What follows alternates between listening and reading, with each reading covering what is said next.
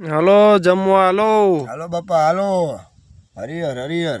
આ ડુંગળીનું શાક, હા આ કાચી ડુંગળી અને કેરી અને મગ ભાત, ઘઉંના રોટલા, છાશ. જો સરસ મજાની વાડીના શેઠે અમે બેઠા એ ચરગડી ગામ. અમારા ચરગડી ગામના પાદર.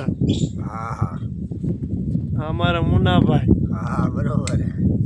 હા અમારા બેઠા ભાઈ ઓલા. આ અમારી ગાડી હા રોડના કાંઠે રાખી છે અને હવે જો અમે વાડીએ બેઠા છીએ. હરિહરનો હાથ પડ્યો, હવે જમવા બેહી. બરોબર. ફાઇનલી અમે હવે જમી લીધું.